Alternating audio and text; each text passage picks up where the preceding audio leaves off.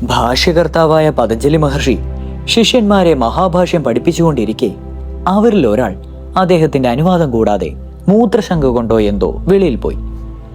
അതിൽ കോപിഷ്ഠനായ മഹർഷി രൂക്ഷമായ നോട്ടം കൊണ്ട് അവനെ ദഹിപ്പിച്ചു കളഞ്ഞു. പക്ഷെ അക്കൂട്ടത്തിൽ മറ്റു ശിഷ്യന്മാരും ദഹിച്ചുപോയി. തന്റെ അവിവേകമാണല്ലോ ഇതിന് കാരണമെന്നോർത്ത് സങ്കടപ്പെട്ടുകൊണ്ടിരിക്കുന്ന അദ്ദേഹത്തിന്റെ അടുക്കൽ ഒരു ഗന്ധർവൻ വീണു വണങ്ങി ഇപ്രകാരം അറിയിച്ചു: മഹാൽവായ അല്ലയോ മഹർഷി, ശിഷ്യന്മാരെല്ലാം പോയിപ്പോയല്ലോ എന്നോർത്ത് അവിടുന്ന് സങ്കടപ്പെടേണ്ട.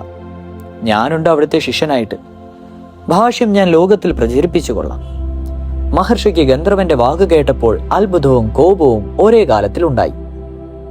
അദ്ദേഹം ഗന്ധർവനോട് ചോദിച്ചു: നീ എങ്ങനെ എന്റെ ശിഷ്യനായി? നിന്നെ ഞാൻ കണ്ടിട്ടേ ഇല്ലല്ലോ. നീ ഭാഷ്യം എങ്ങനെ ഗ്രഹിച്ചു? ഗന്ധർവൻ വിനയത്തോടും ഭയഭക്തി വിശ്വാസങ്ങളോടും താണ് തൊഴുത് ഉത്തരം പറഞ്ഞു: ഭഗവാനെ, ഞാൻ ഈ ആലിന്റെ മുകളിലിരുന്ന് അങ്ങ് ശിഷ്യന്മാരെ പഠിപ്പിച്ചതെല്ലാം കേട്ടു പഠിച്ചിരുന്നു. അതുകൊണ്ടാണ് ഭാഷ്യം ഞാൻ പ്രചരിപ്പിച്ചു കൊള്ളാമെന്ന് പറഞ്ഞത്. മഹർഷിക്ക് കോപം അതികലശായി. അദ്ദേഹം പറഞ്ഞു: എടാ, നീ എന്റെ അറിവും സമ്മതവും കൂടാതെ എനിക്ക് ശിഷ്യന്മാരുടെ പ്രാത്തെ മഹാഭാഷ്യം പഠിച്ചെടുത്തല്ലേ? ഇല്ലേ? കൊള്ളാം. ഇന്നു മുതൽ നീ ഒരു രാക്ഷസനായി പോകട്ടെ. പൊയ്ക്കോ, എനിക്ക് നിന്നെ കാണണ്ട. ഗന്ധർവൻ സങ്കടത്തിലായി. ഭഗവാനെ, അടിയൻ അറിയാതെ ചെയ്തു പോയ അപരാധം ക്ഷമിക്കണമേ. അവിടുത്തെ പാദങ്ങളല്ലാതെ എനിക്ക് വേറൊരു ആശ്രയവുമില്ല. ഒരു രാക്ഷസനായി ജീവിക്കുക എന്നുള്ളത് വളരെ കഷ്ടമാണ്.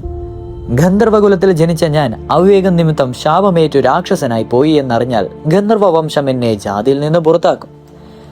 രാക്ഷസന്മാർ എന്നെ അവരുടെ കൂട്ടത്തിൽ കൂട്ടുകയുമില്ല.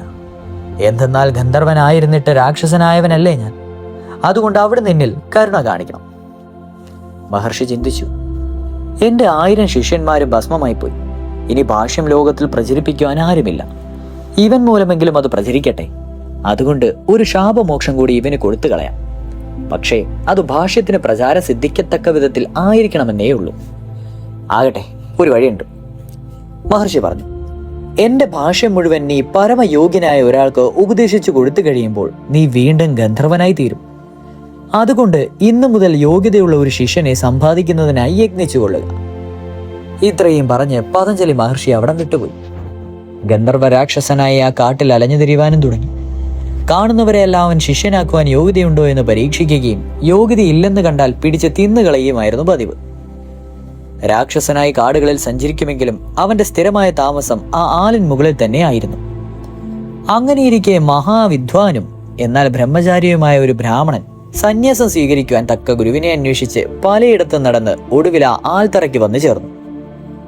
ഗന്ധർവനും അദ്ദേഹത്തിന്റെ അടുക്കൽ ചെന്ന് അദ്ദേഹത്തെ ശിഷ്യനാക്കുവാൻ കൊള്ളാമോ എന്നൊന്ന് പരീക്ഷിച്ചു നോക്കുവാനായി അദ്ദേഹം ചെന്നു. രാക്ഷസന്റെ ചോദ്യത്തിന് ശരിയായ ഉത്തരം അദ്ദേഹം പറയുകയാൽ അദ്ദേഹം വിജയിയായി. ഉടനെ തന്നെ അദ്ദേഹത്തിന്റെ സമ്മതത്തോടുകൂടി രാക്ഷസൻ മഹാഭാഷ്യം ഉപദേശിക്കുകയും തുടങ്ങി. ഗുരുവായ രാക്ഷസൻ ആലിന്റെ മുകളിലും ശിഷ്യനായ ബ്രാഹ്മണൻ ആൽത്തറയിലും ഇരുന്നതായിരുന്നു ഉപദേശം. രാക്ഷസൻ ആലിലയിൽ ഭാഷ്യത്തിന്റെ ഓരോ ഭാഗം എഴുതി താഴോട്ടിട്ട് കൊടുത്തുകൊണ്ടും ബ്രാഹ്മണൻ ഉടനുടൻ അത് മനസ്സിലാക്കിക്കൊണ്ടുമാണ് ഇരുന്നത്. ശിഷ്യനും വിശപ്പും ദാഹവും ഉണ്ടാകുന്ന ഇരിക്കാതിനുള്ള വിദ്യ നേരത്തെ തന്നെ രാക്ഷസൻ ഉപദേശിച്ചു കൊടുത്തിരുന്നു. അതുകൊണ്ട് അവിശ്രമമായ അധ്യായം തന്നെയാണ് നടന്നുകൊണ്ടിരുന്നത്. അങ്ങനെ കുറെ നാൾ കഴിഞ്ഞപ്പോഴേക്കും ഭാഷ്യം അവസാനിച്ചു.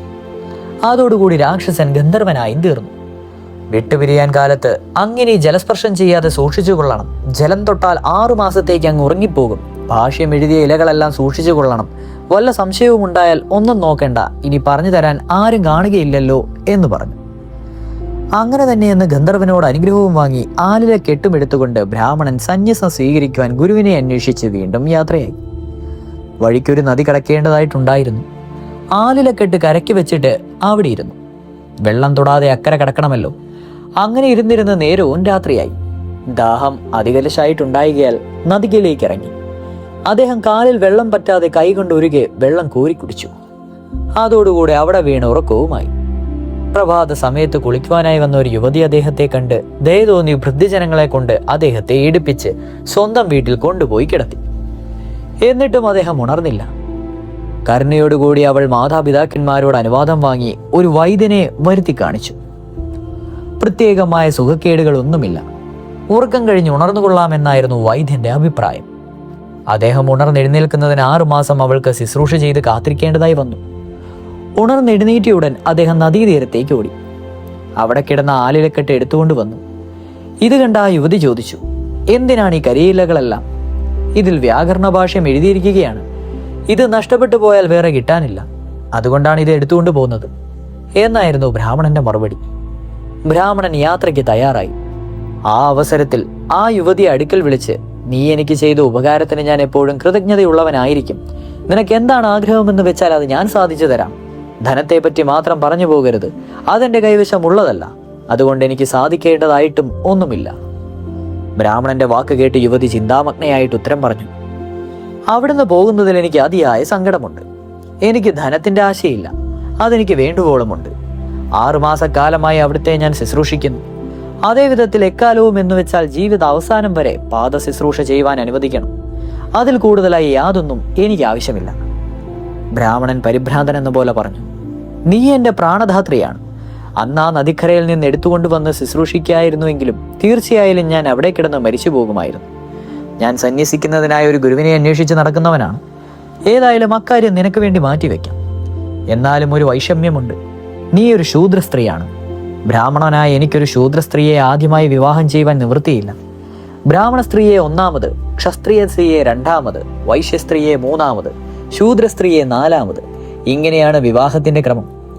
അതുകൊണ്ട് നിനക്ക് വേണ്ടി ഞാൻ ബ്രാഹ്മണ, ക്ഷത്രിയ, വൈശ്യജാതിയിൽപ്പെട്ട സ്ത്രീകളെ മുറയ്ക്ക് വിവാഹം ചെയ്യാം. 4ാമത് നിന്നെയും. അത്രയും കാലം കാത്തിരിക്കേണ്ടതായി വരും. അതിന് സമ്മതമാണോ എന്നാണ് അറിയേണ്ടത്. ഇത് കേട്ട് ആ സ്ത്രീ ഉത്തരം പറഞ്ഞു, അവിടത്തേക്ക് വേണ്ടി എത്ര കാലം വേണമെങ്കിലും ഞാൻ കാത്തിരിക്കാം. അതൊരു പ്രയാസമായി ഞാൻ കരുതുന്നില്ല. എന്നെ അവിടുന്ന് സ്വീകരിക്കണമെന്ന് മാത്രമേ അപേക്ഷയുള്ളൂ. ബ്രാഹ്മണൻ പറഞ്ഞു, ഞാൻ ആ കാര്യം ഏറ്റു. എനിക്കങ്ങനെ പ്രവർത്തിക്കാതിരിക്കുവാൻ കഴിയുന്നതല്ലല്ലോ. പ്രാണദാനത്തോളം ഒരു സഹായം വേറെ എന്താണ് ഈ ലോകത്തുള്ളത്? ഇത്രയും പറഞ്ഞ് ബ്രാഹ്മണൻ തൻ്റെ ഇലക്കെട്ടും എടുത്തുകൊണ്ട് അവിടെ നിന്ന് യാത്ര തിരിച്ചു. ഇത്രയും നാളും സന്യാസത്തിന് ഗുരുവിനെ തേടിയ ആ ബ്രാഹ്മണൻ പിന്നീട് വിവാഹത്തിന് കന്യകയെ അന്വേഷിച്ചായി നടപ്പ്. അധികകാലം കഴിയുന്നതിന് മുമ്പ് ആ ബ്രാഹ്മണൻ മുറയനുസരിച്ച് 3 വിവാഹം നടത്തി. 4ാമത് തന്നെ ആപൽക്കാലത്ത് സഹായിച്ച ശൂദ്ര സ്ത്രീയെയും ഭാര്യയായി സ്വീകരിച്ചു. കാലാന്തരത്തിൽ അദ്ദേഹത്തിന് ആ 4 പേരിലുമായി ഓരോ പുത്രന്മാരും ഉണ്ടായി. പുത്രന്മാർക്ക് വേണ്ട സംസ്കൃത കർമ്മങ്ങളെല്ലാം അദ്ദേഹം യഥാകാലം ചെയ്തു. വിദ്യയും വേണ്ട വിധത്തിൽ അഭ്യസിച്ചു. വേദാംഗതികളിൽ അവർ അദ്വിതീയരായി തീർന്നു. പിതാവായ ബ്രാഹ്മണൻ അവരെ 4 പേരെയും ഭാഷ്യം പഠിപ്പിക്കുവാൻ സന്നദ്ധനായി. ആലിലക്കെട്ട് എടുത്തുകൊണ്ടുവന്ന് നോക്കിയപ്പോഴാണത് ആട് കടിച്ചതിന്റെ ബാക്കിയാണെന്ന് അദ്ദേഹത്തിന് ബോധ്യമായത്. നദിക്കരയിൽ 6 മാസം കിടന്ന ആ ഇലകൾ ആട് കടിച്ചുപോയി. ഇന്നും മഹാഭാഷ്യത്തിൽ പല ഭാഗത്തും അജഭക്ഷ്യമെന്ന് എഴുതിയിരിക്കും. അതിനുള്ള ഹേതു ഇത് മാത്രമാണ്. ഏതായാലും പുത്രന്മാർ മൂലം ഭാഷ്യം ലോകത്തിൽ പ്രചരിപ്പിക്കുന്നതിന് അദ്ദേഹത്തിന് സാധിച്ചു. പുത്രന്മാർ സമർത്ഥന്മാരും സർവശാസ്ത്ര പരാംഗതപരമായി തീർന്നു. ആ ബ്രാഹ്മണൻ ഗൗഡപാദാചാര്യത്തിൽ നിന്നും സന്യാസം സ്വീകരിക്കുകയും ഗോവിന്ദസ്വാമിയെ നാമധേയം കൈക്കൊള്ളുകയും ചെയ്തു. സാക്ഷാൽ ശങ്കരാചാര്യരുടെ ഗുരുവായ ഗോവിന്ദസ്വാമി ഇദ്ദേഹം തന്നെയാണ്. ഇദ്ദേഹത്തിന്റെ 4 പുത്രന്മാരാണ് വരരുചി, വിക്രമാദിത്യൻ, ഭട്ടി, ഭർതൃഹരി എന്നിവർ. ഒടുവിൽ ബ്രഹ്മധ്യാന നിരതനായി ബദരിയാശ്രമത്തിൽ വളരെ കാലം ഇരുന്നതിനു ശേഷം ഈ ഗോവിന്ദസ്വാമി ബ്രഹ്മസായുജ്യം പ്രാപിച്ചു.